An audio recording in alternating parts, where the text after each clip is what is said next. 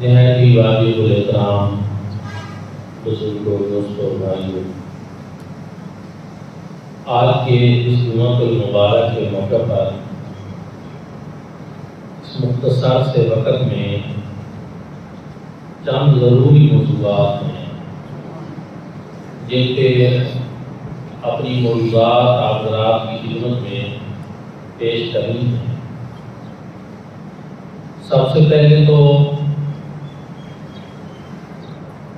Supreme court of Pakistan میں جو مبارک ثانی کیس چل رہا تھا، اس پہ جو فیصلہ آیا ہے، اس فیصلے کے اوپر تمام مکاتب فکر جو ہیں سب نے تحفظات کا اظہار کیا ہے اور سب میں بے چینی پائی جاتی ہے، پریشانی ہے اور اضطراب ہے۔ یہ فیصلہ اس لحاظ سے درست نہیں کہ اس میں قادیانیوں کو اپنے گھر میں، اپنے ماحول میں ہی صحیح، لیکن ان کو اگر تبلیغ کی اجازت دی گئی ہے تو گویا کہ اس طرح وہ تفسیر جس پر حکومت پہلے پابندی لگا چکی ہے اور اس کو بین کر چکی ہے کہ یہ تفسیر نہ بیچی جا سکتی ہے، نہ اس کی تبلیغ کی جا سکتی ہے، چونکہ اس میں تحریف قرآن ہے۔ قرآن پاک کے معنی اور مفہوم کو توڑا گیا ہے، موڑا گیا ہے اور غلط طریقے سے پیش کیا گیا ہے۔ تو جب حکومت نے ہی پابندی لگائی ہے تو پھر یہ کیس بھی اسی سے متعلقہ تھا، تو واضح لفظوں میں پھر اس کے اوپر پابندی نہ لگانا اور اس کی ان کو تبلیغ کی اجازت دینا، یہ مسلمانان عالم کے ساتھ کھلم کھلا زیادتی اور ناانصافی ہے۔ سپریم کورٹ کے آنریبل چیف جسٹس صاحب کا کہنا یہ ہے کہ ہم نے اس موقع پر فیصلہ دینے سے قبل بڑے بڑے مدارس اور علماء ان سے مشاورت کی ہے، اس کے بعد یہ فیصلہ ہم نے کیا۔ ان کی یہ بات اس لحاظ سے درست نہیں کہ علماء کرام کو جو وہاں پہ بلایا گیا اور انہوں نے قرآن و سنت کی روشنی میں جو رہنمائی پیش کی، اس رہنمائی کو نظر انداز کر دیا، اور وہ علماء کرام مثلا سپریم کورٹ کے لوگوں کا کہنا یہ ہے کہ علماء کو مطمئن ہے یہ چند شر پسند قسم کے لوگ جو ہیں اس بات کو اچھال رہے ہیں۔ اس ضمن میں آپ کو یہ بتا رہا ہوں کہ وہ جتنے علماء کرام وہاں پیش ہوئے تھے وہ سب کے سب کہہ رہے ہیں کہ جو کچھ ہم نے وہاں پہ کہا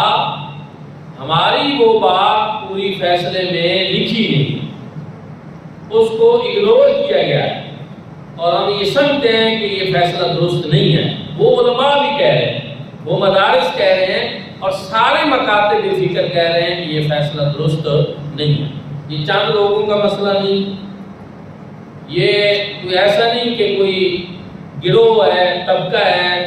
جو کہتا ہے کہ یہ درست نہیں اور باقی کوئی لوگ ہیں جو کہتے ہیں کہ نہیں یہ درست ہے۔ نہیں، پورے پاکستان کے اندر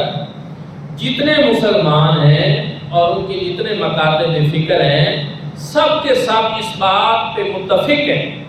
اور کہہ رہے ہیں کہ یہ فیصلہ جو ہے درست نہیں آیا، اس کو درست کیا جائے۔ پھر اس سلسلہ میں پارلیمنٹ آف پاکستان کے اندر گزشتہ دنوں جو بحث ہوئی ہے اس میں نبیرہ محدث عالم پاکستان جناب صاحبزادہ حامد رضا صاحب نے اور پیپل پارٹی کے MLA عبد القادر پٹیل صاحب نے اور علی محمد خان صاحب نے، جن کا تعلق تحریک انصاف سے ہے، اور نون لیگ سے بھی حنیف عباسی نے، سب نے یہ کہا ہے کہ یہ فیصلہ درست نہیں ہے، اس میں بے چینی ہے، اور یہ آئین کو ری رائٹ کیا گیا ہے، جو کہ سپریم کورٹ کا حق ہی نہیں بنتا۔ وہ آئین کی تشریح تو کر سکتی ہے لیکن آئین بنا نہیں سکتی، تو اس لیے اس کی درستی ضروری ہے۔ اور وہاں پہ اسپیکر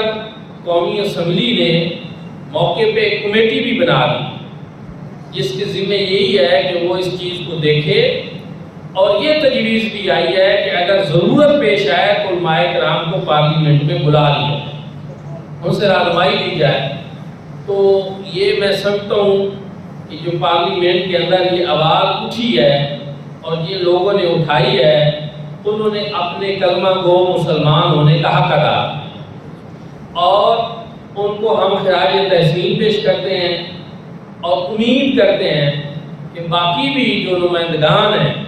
چاہے ان کا تعلق جس جماعت سے ہے، اس معاملے پہ وہ بھی آواز اٹھائیں گے، کیونکہ ختم نبوت کا عقیدہ جو ہے اس کا تعلق سیاست سے نہیں، کسی پارٹی اور جماعت سے نہیں، ہر کلمہ گو مسلمان کا یہ ایک بنیادی اور اساسی عقیدہ ہے۔ جس طرح روح اور جسم کا آپس میں تعلق ہوتا ہے کہ اگر ہماری روح نکل جائے تو ہم مردہ ہو جائیں گے، اسی طرح ہمارے ایمان کے لیے عقیدہ ختم نبوت اتنا ہی ضروری ہے۔ اگر یہ عقیدہ چلا جائے تو بندے کا ایمان ختم ہو جائے، اس کے بغیر تصور ہی ممکن نہیں۔ اور اللہ رب العزت نے حضور نبی کریم صلی اللہ علیہ وآلہ وسلم کو خاتم النبیین بنا کر دیا۔ مرزا اور اس کے حواری جو ہیں، یہ ختم نبوت پہ ڈاکہ مارنے والے غدار، اور کسی بھی لحاظ سے ان غداروں کو اسلام کی تعلیمات کہیں بھی غلط طریقے سے پیش کرنے کی اجازت نہیں دی جا سکتی، کیونکہ جب بنیادی عقیدہ ہی ہمارا آپس میں نہیں ملتا کہ ہم حضور نبی کریم صلی اللہ علیہ وآلہ وسلم کو آخری نبی مانتے ہیں، اور حضور نبی کریم صلی اللہ علیہ وآلہ وسلم کی ختم نبوت اب قیامت تک کے لیے نہ کوئی نبی آ سکتا ہے، نہ کوئی اور رسول آ سکتا ہے۔ تو اس لیے یہ جب بنیادی اختلاف ہے تو پھر اس کے بعد ان کو اگر کسی بھی قسم کے شعار اسلام استعمال کرنے کی اجازت دی جائے گی تو یہ قرآن و سنت کے بھی منافی بات ہوگی، ہمارے آئین کے بھی منافی ہوگی، اور اس کی قطعاً ان کو اجازت بھی نہیں ہونی چاہیے۔ ہم امید کرتے ہیں کہ انشاءاللہ ہمارے ملک کے صاحبان اقتدار جو ہیں ان کو بھی اب پتہ چل چکا ہے کہ یہ معاملہ کوئی اس طرح نہیں کہ جس کو قوم ہضم کر جائے یا جس پہ ہم خاموش ہو جائیں، یا کوئی ایسا معاملہ ہو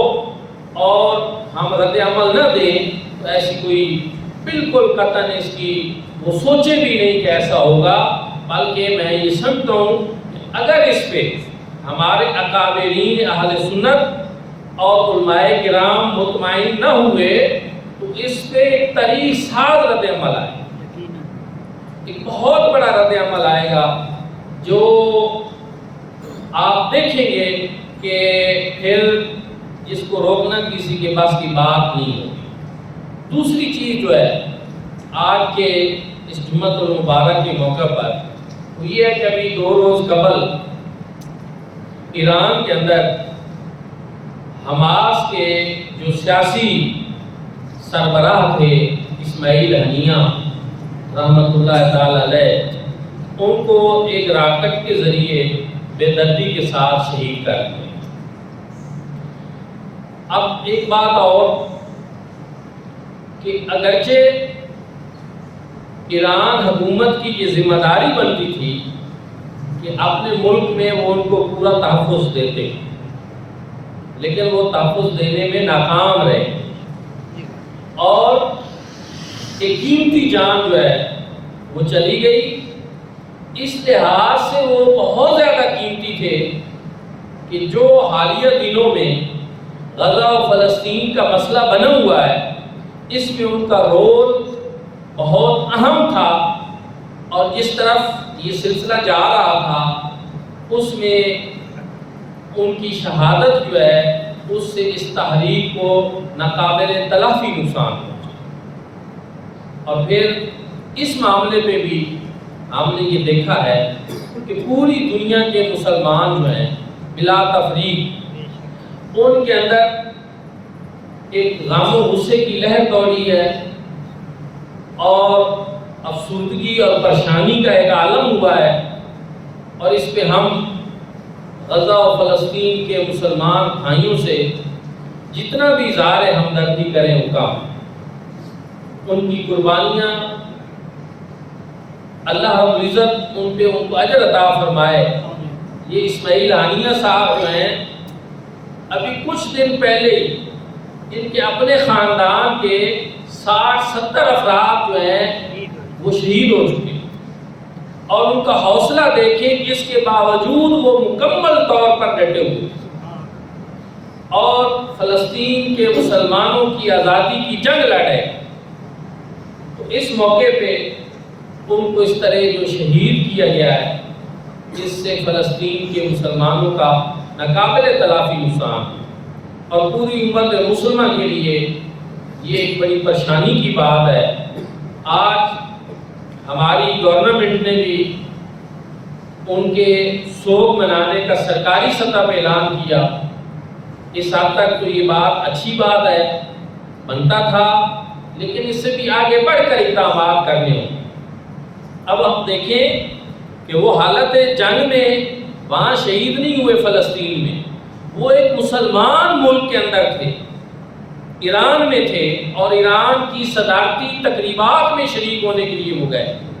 اور وہاں پہ ریڈ زون جو ہے اس کے اندر ان کو شہید کر دیا گیا۔ تو یہاں میں آپ کو یہ بتانا چاہتا ہوں کہ کچھ عرصہ پہلے ایران اور پاکستان کی جو ہلکی پھلکی آپس میں جھڑپ ہوئی، اس میں ایرانی بڑا پاکستان کے خلاف جو ہے وہ زور و شور سے باتیں کر رہے ہیں کہ ہم یوں کر دیں گے، ہم پاکستان کا وہ کر دیں گے، لیکن جب ان کی اپنی باری آئی ہے تو وہ امت مسلمہ کے ایک عظیم لیڈر کا تحفظ نہیں کر سکتے، اور ان کے ملک کے اندر ان کی شہادت ہو گئی، ریڈ زون کے اندر ہو گئی۔ تو اس سے بڑھ کر ان کی کمزوری کا اندازہ آپ کیا لگا سکتے ہیں کہ باتیں کرنا آسان ہے،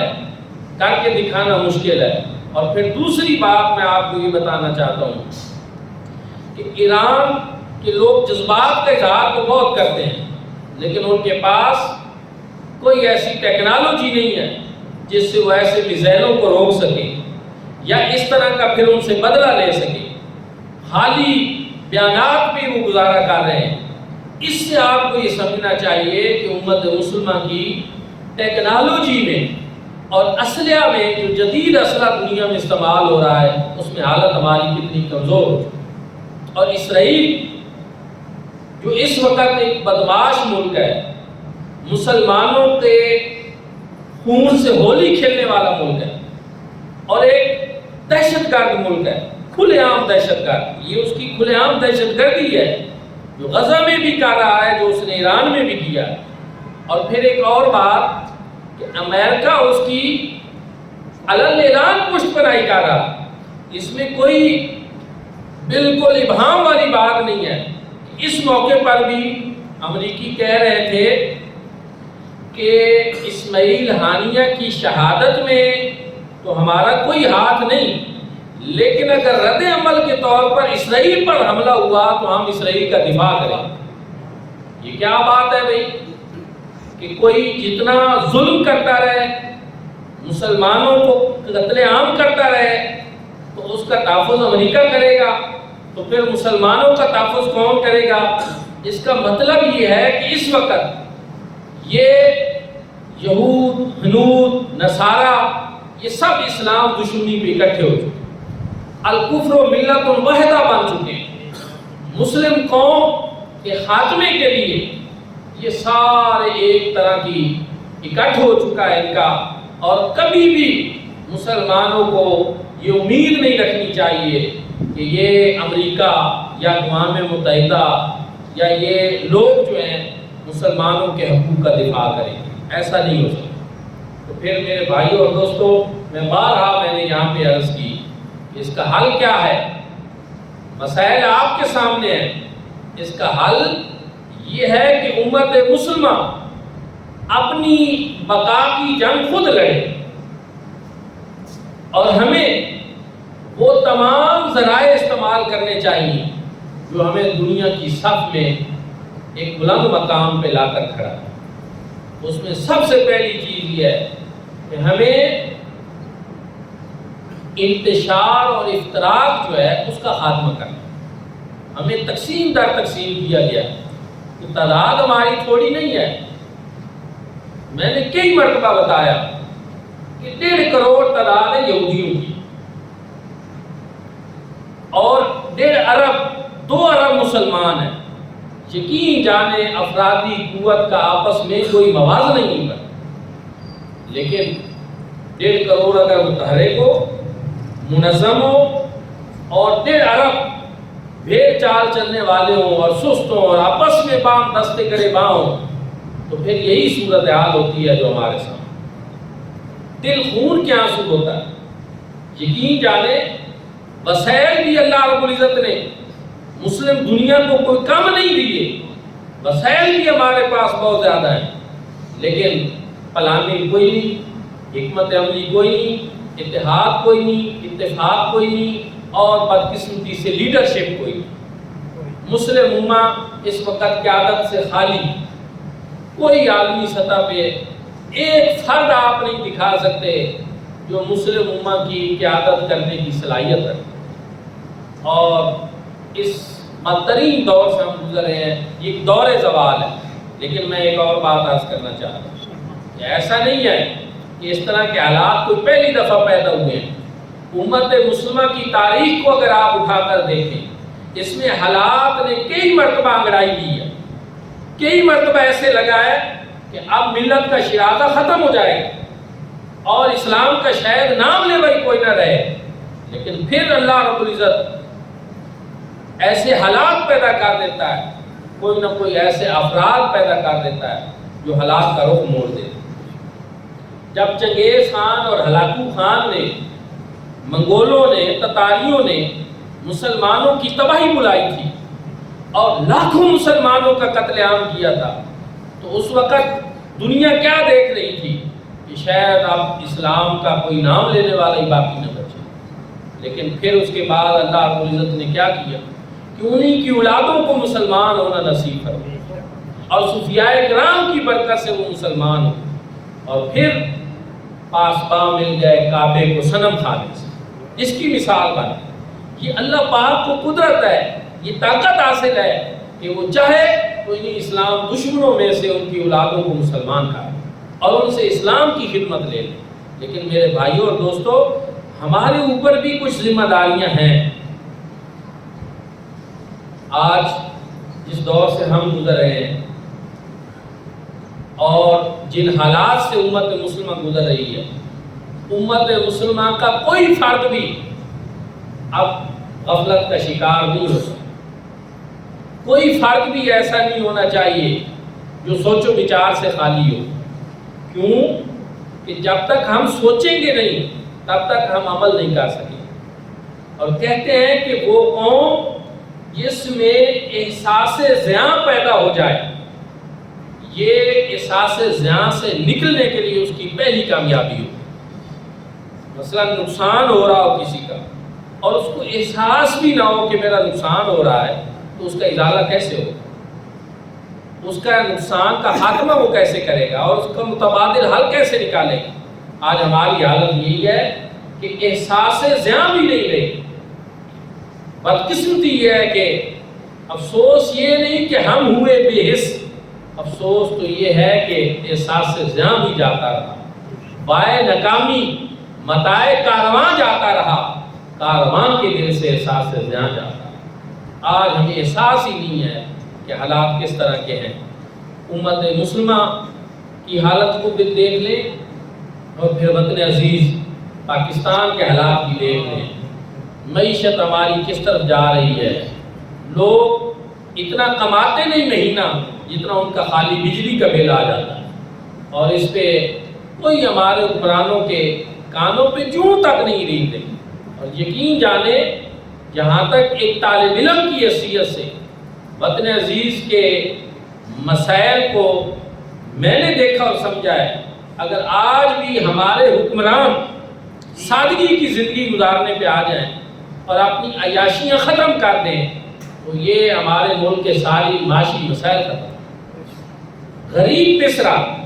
مزدور پس رہا ہے، عوام پس رہی ہے، لیکن ان کے عللے تللے، ان کی فضول خرچیاں اور ان کا شہانہ ٹھاٹ باٹ کے ساتھ جو رہن سہن ہے، ان کا بھی، ان کی اولادوں کا بھی، وہ آج ہم دیکھ رہے ہیں. اور ساتھ یہ بھی دیکھ رہے ہیں کہ ان کی نسلیں بھی جو ہیں وہ دولت کے اندر کھیل رہی ہیں. اور بعض لوگ تو یہ کہہ رہے ہیں کہ یہ جتنی کمپنیاں جن کا تعلق بجلی بنانے کے ساتھ ہے، ان کے کرتے دھرتے بھی ہوئی. میر بھی کیا سادہ ہیں، بیمار ہوئے جس کے سبب اسی عطار کے لونڈے سے دوا لیتے. اب ہمارے حکمران بھی یہی ہیں اور ہمیں لوٹنے والے بھی ہیں، ہمارے لیے مسائل پیدا کرنے والے بھی ہیں. اب ہم کس کے دروازے کو کھٹکھٹائیں؟ ہم کہاں جا کر زنجیر ہلائیں کہ ہمارا نقصان ہو رہا ہے؟ اللہ رب العزت ہی کو ایسے اسباب پیدا کرے اور ہمیں ایسے حکمران مہیا کرے کہ جو صحیح معنوں میں غریب کا درد دل محسوس کر سکے. غزہ و فلسطین پہ بھی ہم روتے ہیں، لیکن جب یہ اپنے ملک میں ہم یہاں دیکھتے ہیں کہ وہ ملک جو کلمہ طیبہ کے نام پہ حاصل کیا گیا تھا، یہاں تو عوام کی فلاح ہونی چاہیے، یہاں تو نظام مصطفیٰ ہونا چاہیے تھا، یہاں لوگوں کو خوشحالی ہونا چاہیے تھی، یہاں لوگ ایک دوسرے کے لیے کام کر رہے ہوتے، ایک دوسرے کو نفع پہنچا رہے ہوتے. لیکن مادیت پرستی کا اتنا غلبہ ہوا، امیر امیر تر ہوتا جا رہا ہے، غریب غریب تر ہوتا جا رہا ہے. ان سارے مسائل کا حل یہ کہ قرآن و سنت کی طرف لوٹیں، اللہ رب العزت کے دین کی بغاوت کا خاتمہ کریں. ذہنی طور پر یہ ہمارے حکمران دین کی بغاوت کی طرف چلے گئے، ان کو لوٹنا ہوگا. ہمارے مسائل کبھی امریکہ نے حل نہیں کرنے، کبھی یورپ نے حل نہیں کرنے.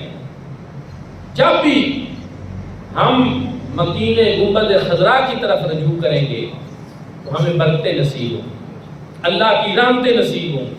ہمارے مسائل حل ہوں گے. اور تاریخ بھی گواہ ہے کہ قوم مسلم جب زوال کا شکار ہوئی اور پھر اس کے بعد صدق کے دل سے لوگوں نے اللہ اور اس کے رسول صلی اللہ علیہ وآلہ وسلم کی طرف رجوع کیا تو پھر اللہ رب العزت نے حالات بہتر کر. یہی حال ہے،